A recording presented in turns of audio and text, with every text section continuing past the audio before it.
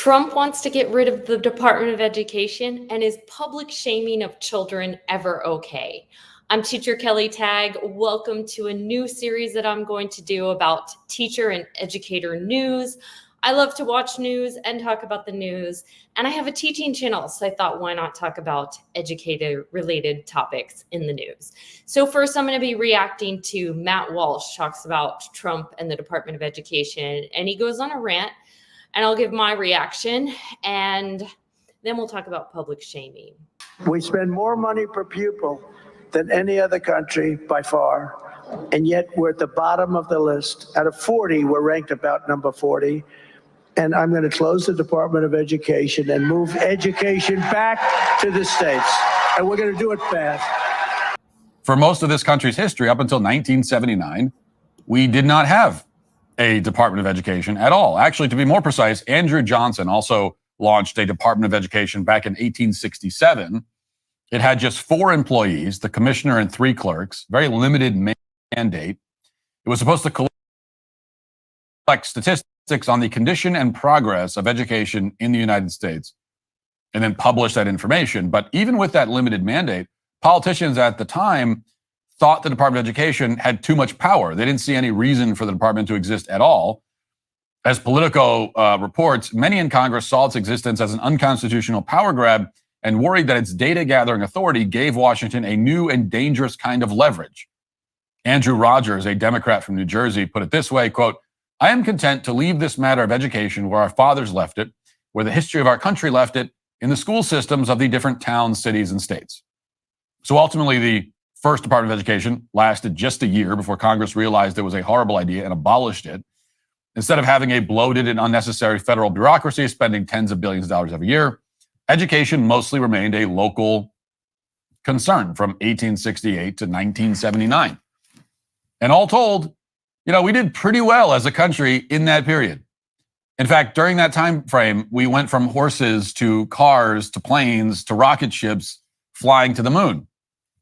And we won 2 world wars, in our spare time. It was a period of human advancement in this country never seen before. And we did it all without the Department of Education, if you can imagine.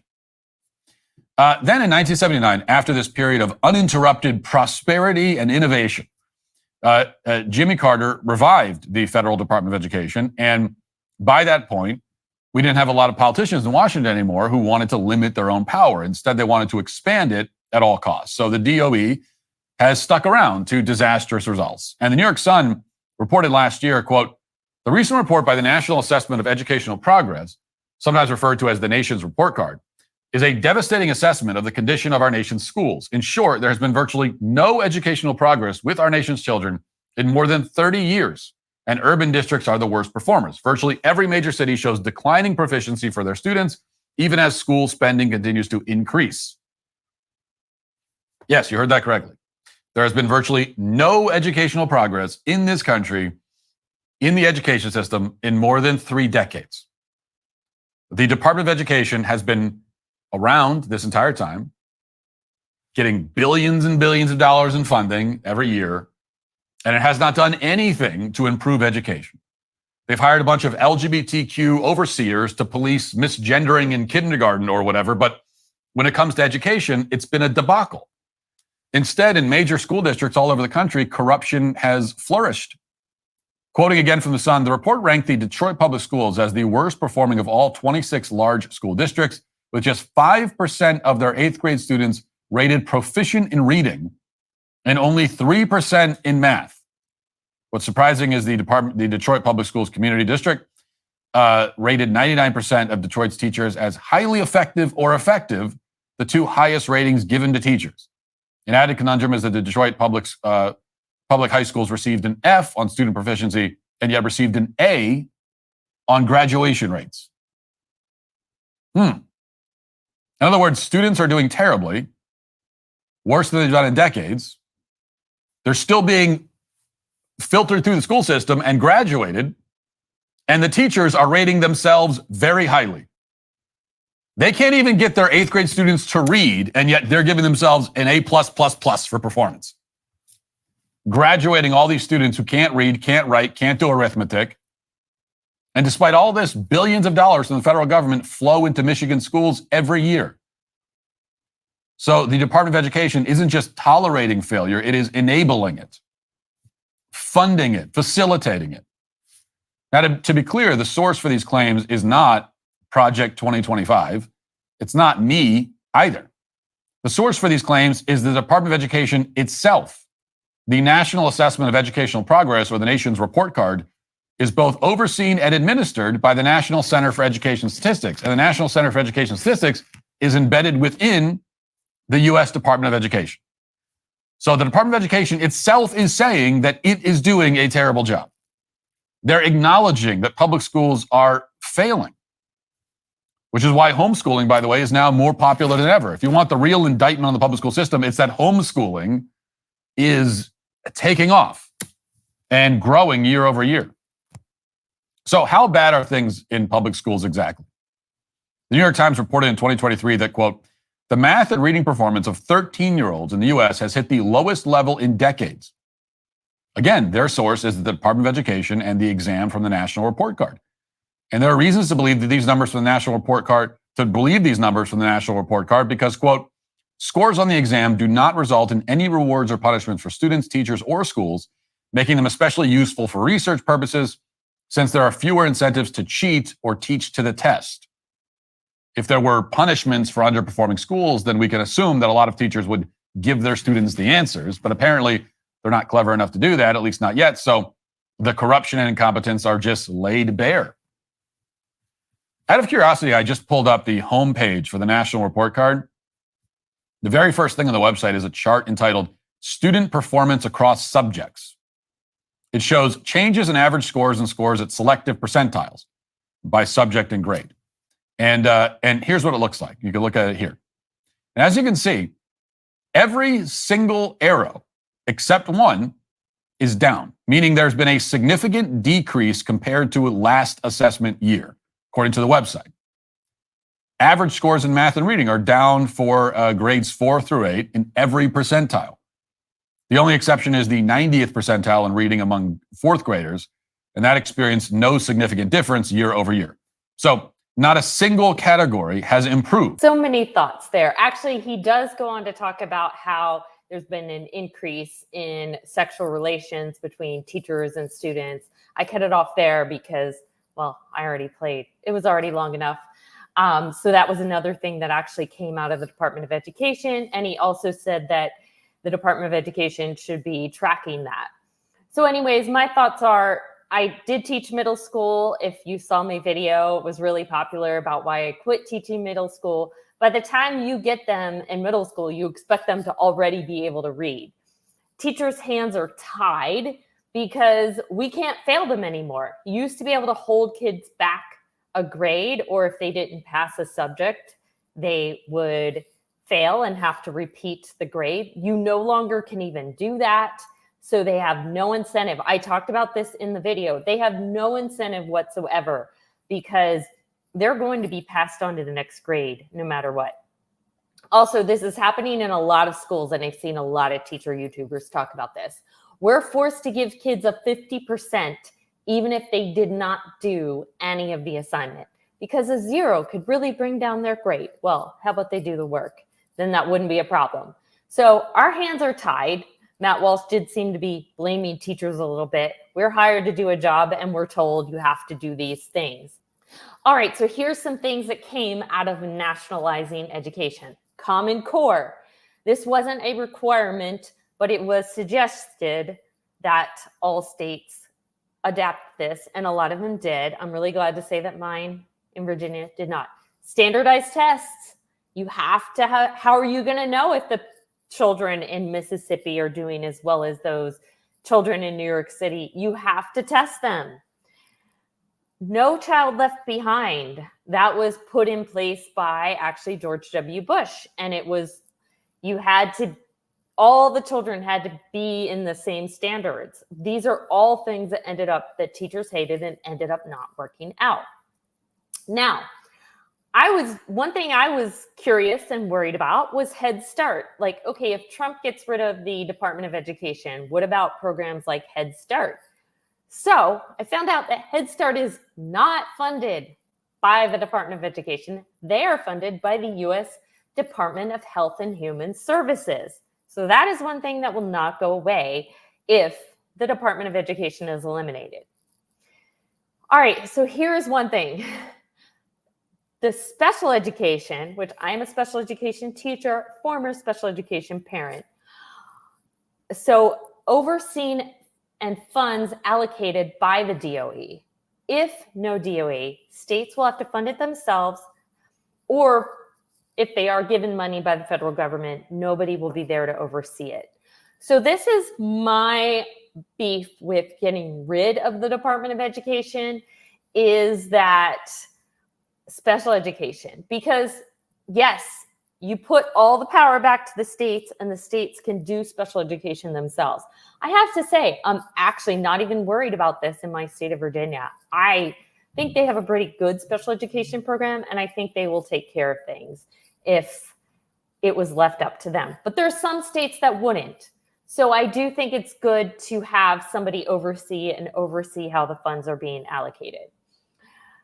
I would be in favor of decreasing the power and influence of the Department of Education because, like I said, this is a state's issue. It's never been nationalized. If you want to nationalize it, the top three up there were the things that we got from trying to nationalize education.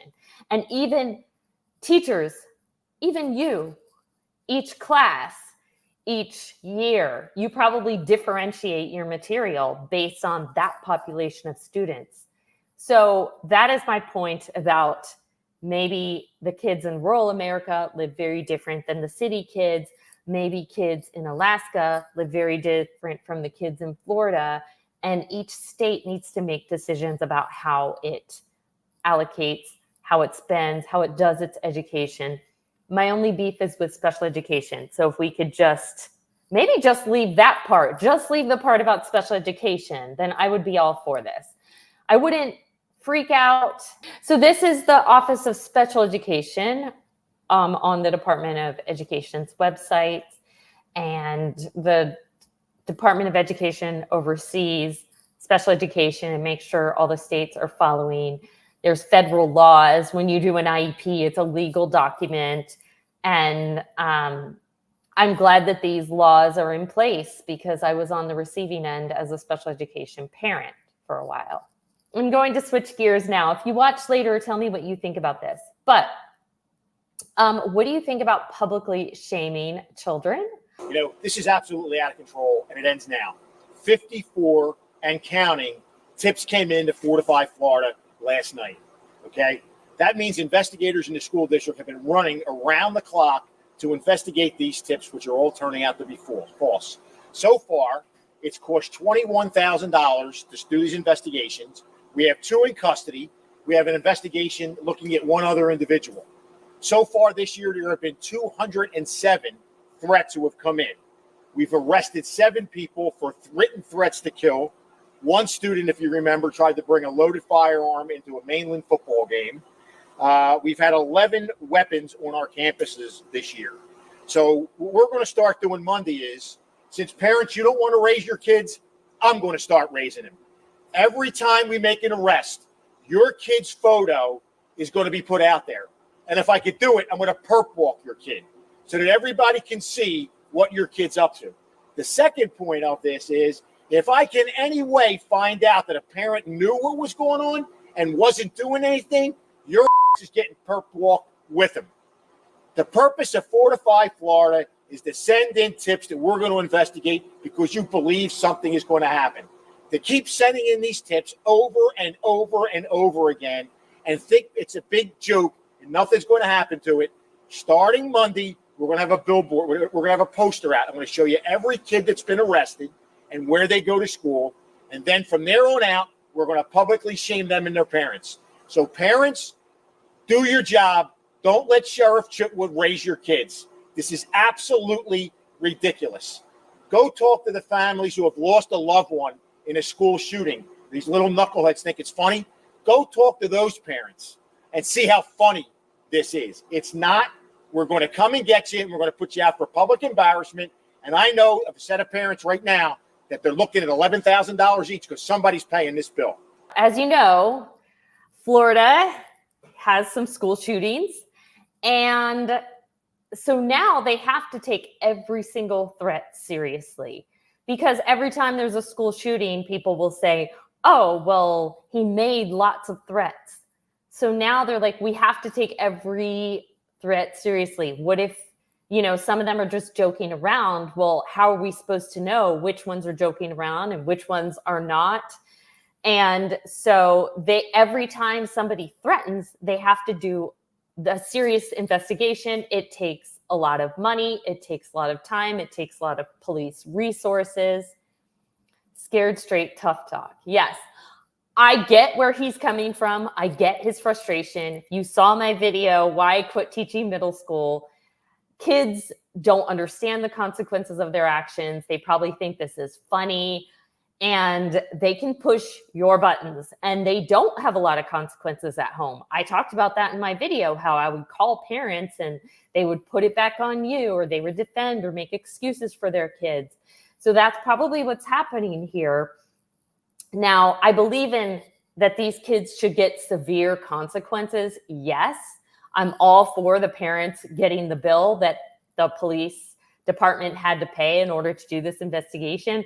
But to perp walk a kid whose brain hasn't even developed yet, that to me crosses a line, because they don't know the consequences of their actions. So the internet's forever. You put their picture out, you embarrass them, and that is forever.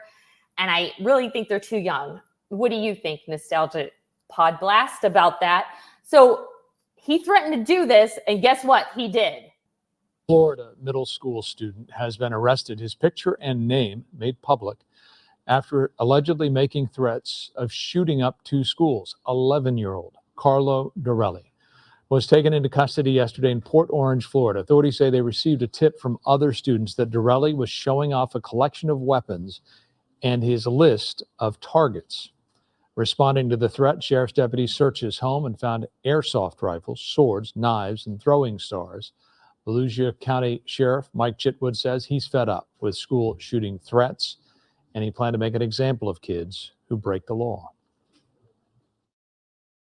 Since parents, you don't want to raise your kids, I'm going to start raising them. Every time we make an arrest, your kid's photo is going to be put out there.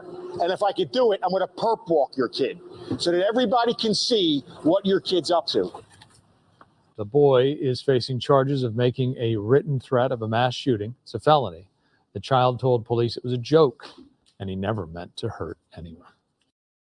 Nostalgic Podblast says he's a minor. His image should not be made public. Punished sternly. Yes, that's exactly what I think. I think publicly shaming a child. Yes, he made a huge mistake. Yes, his mistake had severe consequences, but he's only 12. Like, I see him there and I just, I feel bad for him. That is bullying. Yes, it is. So there was another region in Florida where they were also taking it seriously, and they were getting just as mad as this sheriff, but they decided to do other forms of consequences and not publicly shame a child. So I am totally against this. Find some other punishment. Yes, even a severe punishment. Yes, send him to juvie, but publicly shaming, no, that is just not right. I do not think that you should be doing that in Florida. Again, I get your frustration. So anyways, probably most people will watch this later. Let me know what you think about both of these issues, and I will try to do more of these where I talk about what is going on in the news as far as teachers go and education. So let me know what you think about getting rid of the Department of Education and about publicly shaming children. Thanks for coming here live, Nostalgic Pod Blast, and thanks for all of you who will watch later. Bye.